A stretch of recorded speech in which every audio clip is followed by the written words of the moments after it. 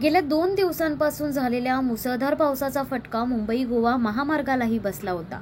माणगाव जवळील कळमजे गावाशेजारील गोद नदीला पूर आल्याने या नदीवरील पुलावर पाणी चढले, त्यामुळे महामार्गावरील वाहतूक ठप्प झाली होती। परिस्थिती हाताळण्यासाठी पोलीस प्रशासनाने अवजड वाहनांना निजामपूर मार्गे वळवले, तर इतर वाहनांना पर्यायी मार्गाने सोडण्यात आले।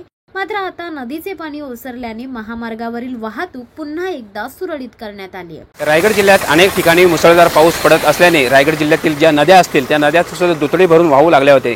काल याच महामार्गावर पूरजन्य परिस्थिती निर्माण झाली होती, म्हणून हाच महामार्ग काही तासापुरता बंद ठेवण्यात आले होता। आपण हे सध्याचे दृश्य पाहू शकता। याच महामार्गावर माणगाव कळमजे नदी याच महामार्गावरती बॅरिकेड लावण्यात आलेले होते आणि पर्यायी मार्ग म्हणून पोलीस प्रशासन असतील, स्थानिक प्रशासन असतील, त्यांनी पर्यायी मार्ग म्हणून निजामपूर पुणे महामार्ग हा स्वीकारला होता। शिवसत्ता टाइम्ससाठी दीपक दबके, माणगाव। दे धडक बेधडक वृत्त देणाऱ्या आपल्या शिवसत्ता टाइम्स न्यूज चॅनलला लाल बटन दाबून सबस्क्राईब करा आणि बेल आयकॉनला क्लिक करायला विसरू नका।